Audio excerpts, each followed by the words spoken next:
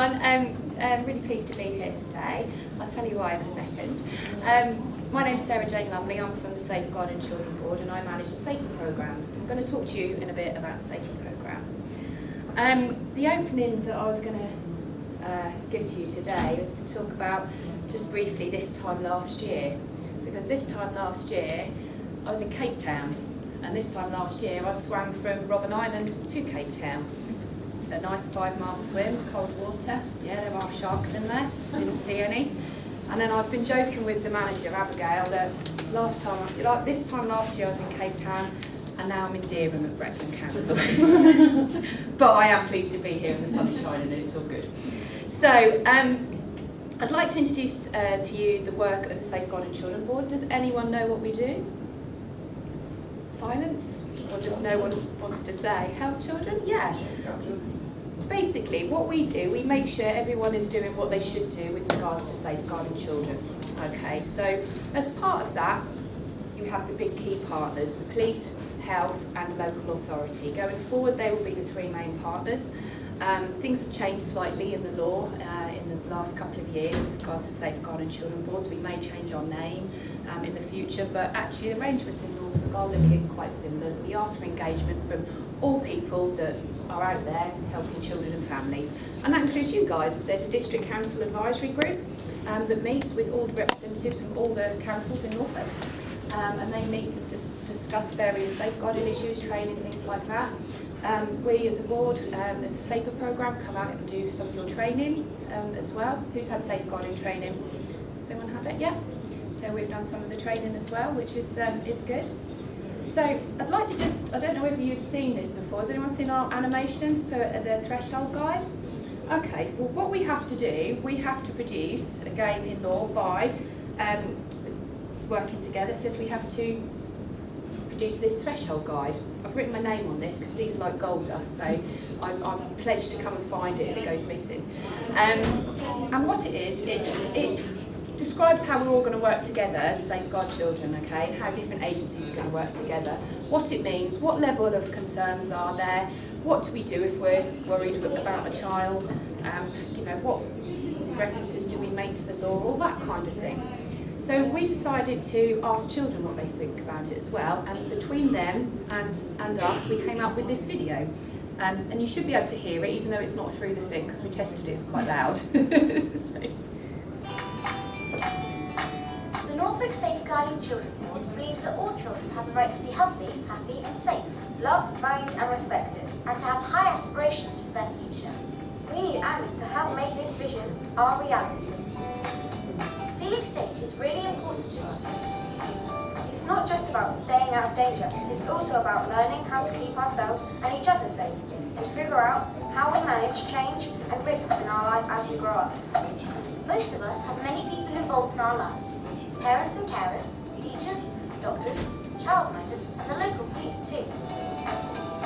We know you want the best for us, but it's not always easy. All families have problems sometimes, and that's when other people might need to get involved to help make things better. We trust you to help us sort out our problems. We expect you to work together and appreciate that children have different needs and remember what it's like to be a child.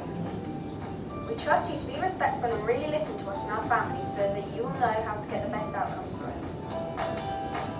We like your honesty when you explain what you're doing, especially if you're worried about us. It helps when you tell us why you're worried and what needs to happen next. All children and families are unique. You help us recognise and celebrate our differences and support us to be part of a strong, resilient community. With your help, we can build on our strengths as we work through our problems. It's important that we get the right people to give us the right help for as long as we need it.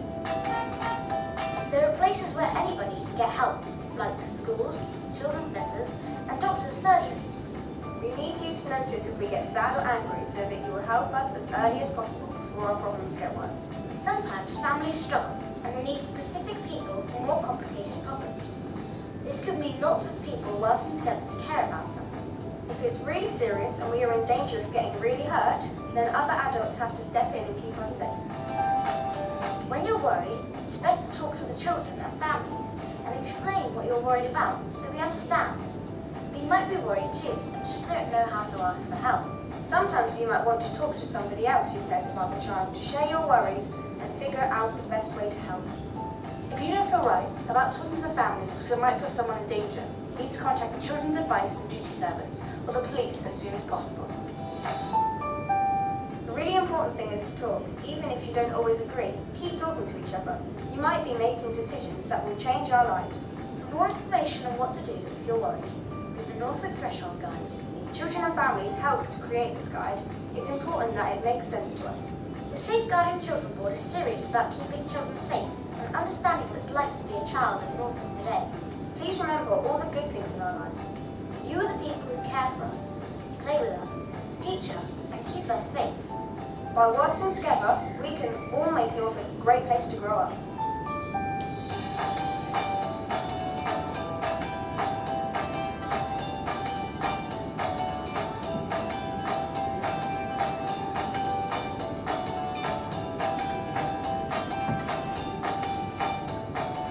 There we go. What did you think of that? It's quite cheery, isn't it, for a subject that could be quite difficult. You know, we're talking about child protection, we're talking about safeguarding children, and that's normally when children and families need some more support because they're not getting out in life what they should be able to. They're not necessarily protected. I really like that because it feels really like it is those children's words, isn't it? Like what we need you to do. You know, you need to be honest with us. You need to tell us what's going to happen next. So if you ever need a bit of a refresh, have a read of that, have a watch of that. I like to have a look at it every now and again as well. And obviously, I've seen it hundreds of times. I just think it's a really good thing to ground us, especially when things seem like they're getting very much policies and procedures and this, that and the other. Actually, this is what we're doing. Any questions on any of that? No? Okay, so a little bit more about the board. We run several different, we operate as a board system, and we have several different subgroups. The District Council Advisory Group is one of them. We have Serious Case Review Group because we do have to have the not very nice task of investigating serious case reviews. So they're when serious things have gone wrong for a child, and it's actually we have to look at how agencies can maybe do things better in the future, so as that things don't happen again, opportunities aren't missed again, things like that we can learn. Obviously there's lots of big serious case reviews that you might have heard of nationally, like Baby P, Baby Peter, Victoria Colombier, things like that. We do have our own, they are published on our website. We have serious case review roadshows which looks at the learning from each of the serious case reviews as well, and that's by ways and means of getting those out. And there has been district councils involved in serious case reviews as well, because they might have had a role in housing. It doesn't mean to say they've done something wrong, it just might be a good time to look at practice and look what can be better, what can be tightened up. We run multi-agency training as well, so that might be training if you're at a level where you significantly work with families, you can come onto our training and be with other agencies, and actually it's a really good way of working with those agencies that you might be sitting around the table with, like we saw in the animation there.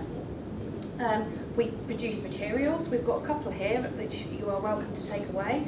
We've got the neglect identification tool. That's one of the priorities for the board. We set our priorities. Neglect is high in Norfolk. It's comparable to the rest of the country.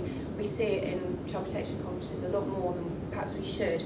So actually it's again like that animation about looking at things in early help, looking at that early help sector and saying actually can we get helping before this is getting really, really chronic and really, really bad. So have a look at these because that's quite good stuff. Child sexual abuse leaflets, these were produced in conjunction with Norfolk Police and also Norwich City Football Club, who very, very generously paid for them. This is again a good leaflet. These have gone out to all schools and early years settings and places like that. We had quite a stack of them that have all gone out, and I'm quite pleased to see at the children's school there's a stack of them as well. This is again a board priority, child sexual abuse. It has been for about 3 years now, so we're quite pleased to be able to disseminate this leaflet, but do have a look at this as well. I've got a couple of text-only threshold guides. Like I said, I've put my name on the glossy one. But again, the threshold guide looks at the descriptors and things like that. It's a good reference tool if you are working at a level with a family, significantly working. Do take this. All of that is on our website, and I would encourage you to have a look on our website, or if you're a Twitter user, follow us on Twitter, because actually that's where we put all our information out. We put all our information out about what we're doing and when we're doing it, if there's spaces on training courses, if there's developments, we retweet things of interest, things like that.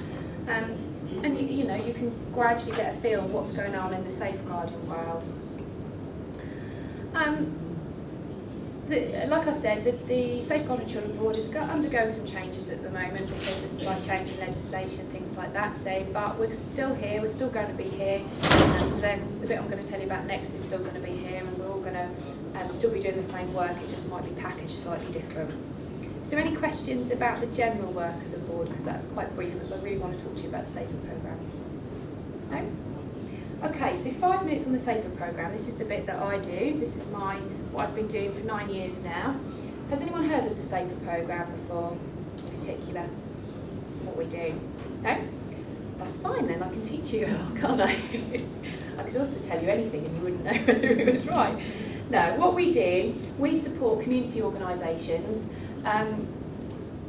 mainly. We do a lot of training, we do some training for district councils, but the main bulk we do is community organisations. They could be voluntary organisations, they could be private organisations, and that will be anyone from, you know, I always say Little Snoring Youth Club because there's not a youth club in Little Snoring, or no one's told me there is yet.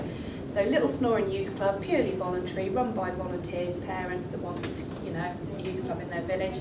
We support youth clubs like that, and we support Norwich City Football Club, and there is everyone in between. So you can imagine there's that real sort of community, local organisation, and there's a big organisation like Norwich City Football Club.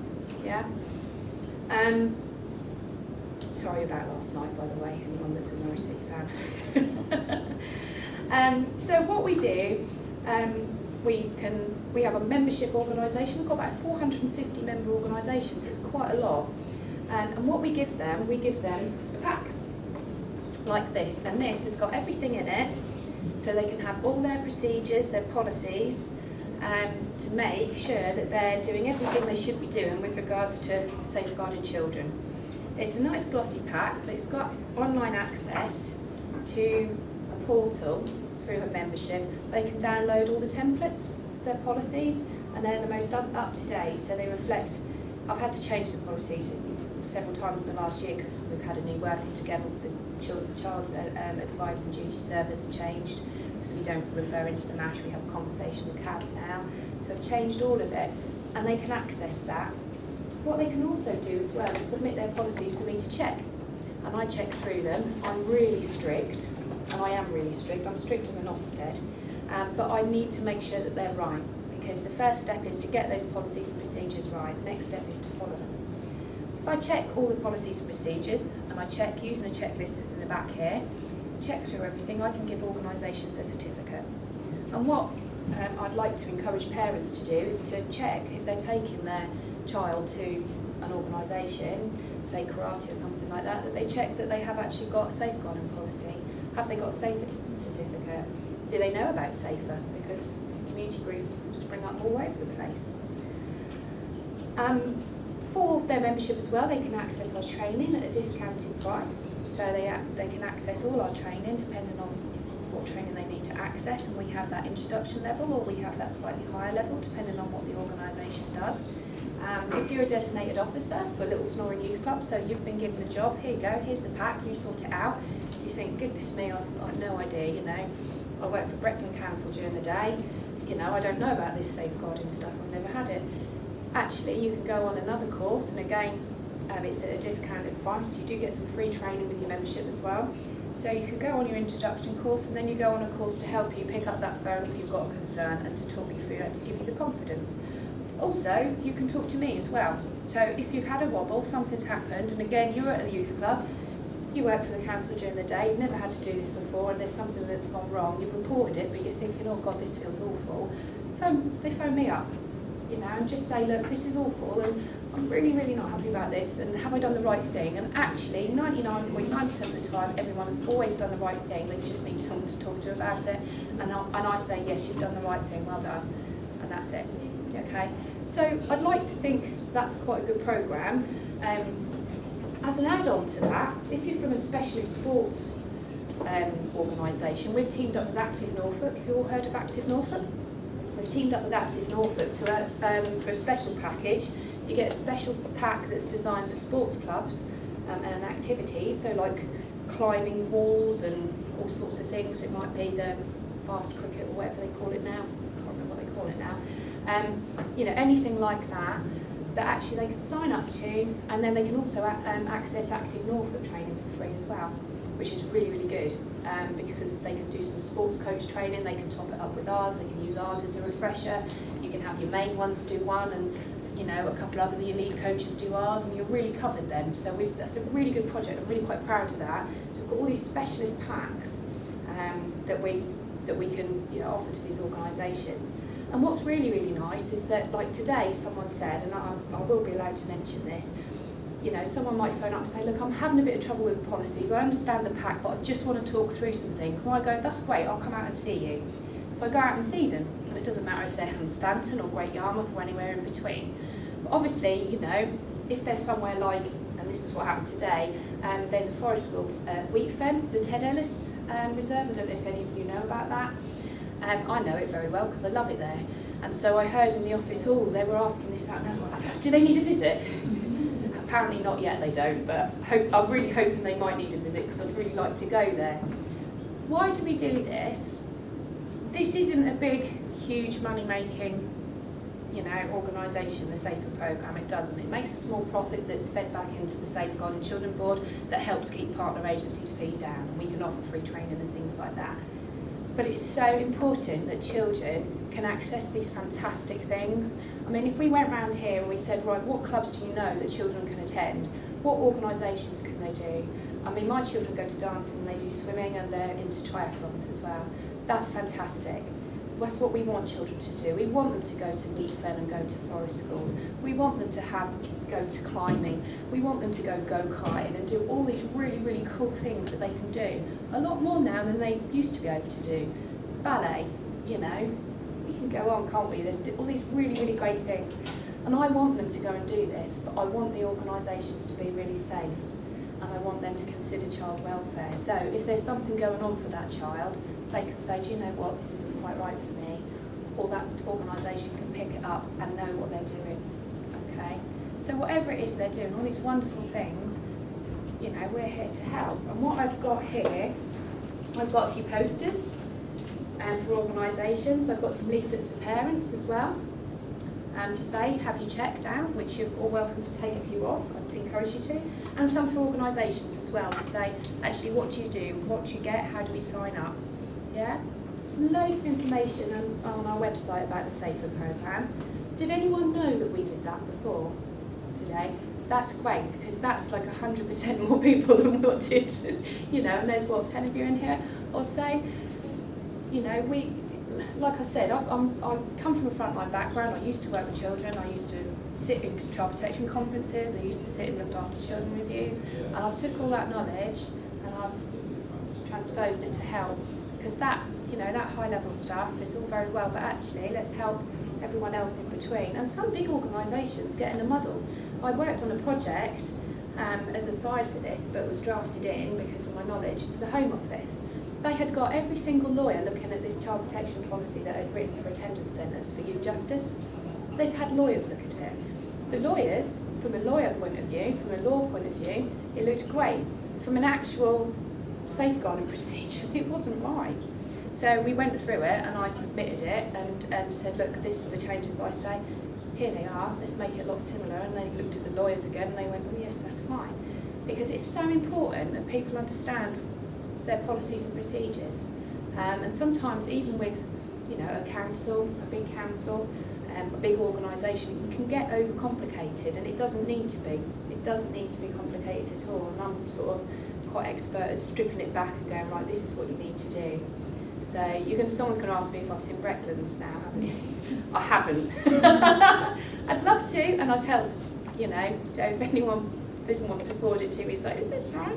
You know, I'll always have a look through it and say, look, this is what I'd advise. And, you know, that's really, really good. Like I said, we charge for our training because then I can exist and I can help all these lovely, lovely clubs and organisations go out and make children safer, as well as big organisations like myself or like the big guys like Norwich City Football Club and Community Sports Foundation. So, are there any questions about that? Anyone now thinking, oh, I ought to check out this club, I wonder if they know about that? Because that's great if you do, that's really, really great. No other Safeguarding Children board in England or Wales has a safer programme. It's just something that was started in Norfolk and it's grown.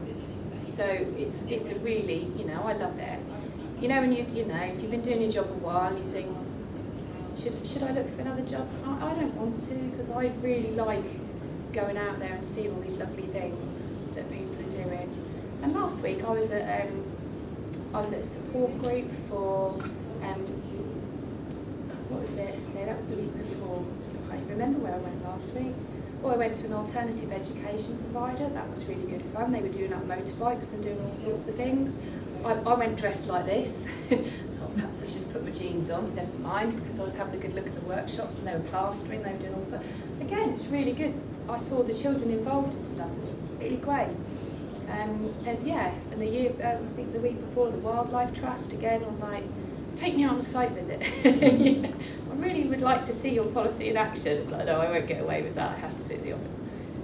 Yeah. So how do you measure, or do you measure the effectiveness of the programme? That is hugely difficult because you don't know what you don't know. So it's really difficult. What we do, we take feedback, obviously, from organisations. So we take feedback. I'm about to look at surveys as well to our members to say, okay, how is this working well? What can we do better? But we don't know how many children we've safeguarded because we exist, because it's impossible to know, isn't it? So it's a difficult one. It's those what we call soft outcomes. And as you can probably tell, I'm less of a data person and I'm more of a going out there and getting this all right and meeting people. So that's something we're really looking at and to say, like, how do we measure the impact we're having for children and families, because it's really difficult. Organisations tell us that it's really great and we're pleased and we feel more supported and it's really nice to, because sometimes they have to change things as well. If they've had a bit of a problem, they might have to say, right, we're going to tighten up on our code of conduct. And instead of being the bad person, they can say that Sarah Jane from the Safeguarding Children Board's come in and made us do it. And I totally tell them to do that, because then they're not the bad guys. I can be the bad guy, and I say, I give them my phone number and they can phone up if anyone's got an issue, and I'll explain to them, which I think I've had to do once in the last 9 years. So that organisation itself will say thank you for the support, that's helped us and things like that. But how do we measure? If you've got any ideas, I'd welcome them. It's hard, isn't it? Yeah. Anything else? I've done my 20 minutes. Okay. In the assessment bit then, so for an organisation, is there something in there where they self-review or they review it? So again, like corrective actions or anything else? So I know the question's about review, but I presume if they're an organisation, I've reviewed it or I've learned from a mistake or something we've not done right. We've got a checklist for policies and things like that, but again, that's something we're looking at with our surveys to say, is there something that's made a change from having this, from not having this, you know, particularly our new organisations that have joined. And we've had, for a few years, we used to have around 300 members, and all of a sudden it's gone up, and we don't know why. Whether it's because there's more community groups coming up, you know, or actually our word is getting out there. We are a very small programme, we don't have a lot of staff. And covering the whole of Norfolk is a big task. But we've now got 450 members. I think it's just over, I think it's like 452, something like that, because they're coming in at about 2 or 3 a week at the moment. And people aren't cancelling. You know, normally you get sort of drift and people cancel, but they're not doing that. So again, that might be something we look at our surveys. do come and take some leaflets and some bits and pieces. Have a look through these if you want So, to. can I just ask you, what is the process then for if you suspect, that you've got a concern about a child? Can you just explain what your answer is? Yeah, Child Advice and Duty Service is one telephone number for professionals or anyone working or volunteering with a child. Those details are on our website, so you don't have to memorise the phone number or anything like that. And what it is, you would phone up with as many details as you have as possible about that child and or family, with consent if possible. That's informed consent, which means obviously you have said, I would like to have a conversation with CADS about this. If asking for consent would put a child at increased risk of harm, it says in our professional guide as well, you don't have to have consent. So if they're very serious concerns, you can phone straight away. Once you phone up, you'll get through to a social worker who will talk it through with you, and together you will decide a way forward. Okay? So that social worker will be trained in asking the questions, knowing what information that they would like to know more about. They will have access to a system because it might be that you've phoned in, but also a teacher has phoned in, and also the school nurse has phoned in, and also Bilston or a youth club has phoned in. And actually all of those people phoning in together make a bigger jigsaw puzzle, which when you put it together, more concerning. So they will do those sort of checks and then decide a way forward. And it could be child protection, it could be let's refer for further assessment under section 17, maybe a child in need, or it might be early help, or it might be just advice as to the way to go forward. So it depends on what the concerns are. If it's again immediate threat, it's always 999. If there's an immediate threat concern. Sorry, just to clarify, when you say consent, is that the parent or carer or guardian? Sorry, is the parent or carer normally? Yes. Yeah. When you get to 16 plus, then a child can give their own consent. But normally it's parent or carer, whoever's got parental responsibility. Yeah.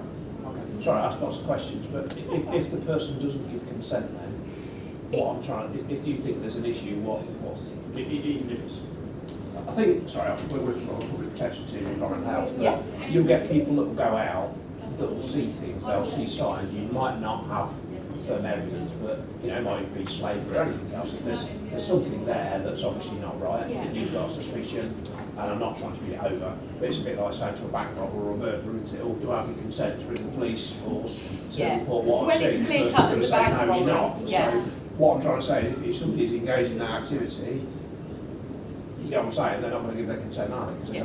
they can And cover it up. by not giving their consent, it's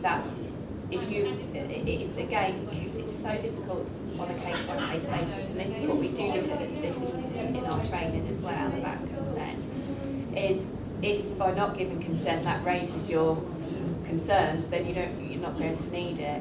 The wording in here is if you increase risk of safety. If there's an increased risk to someone's safety by not giving consent, then we'd pass it on.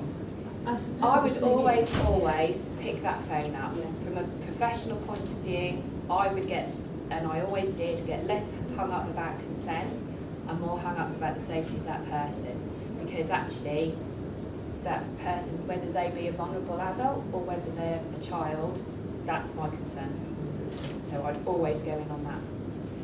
Can you do that anonymously as well? Just obviously if it's a family friend or a member or... If it's anonymous, what you're better to do is always not do it anonymously. Yeah. If you're doing it professionally, it's one phone number. If you're doing it anonymously or as a friend or neighbour, member of public, it's a different phone number.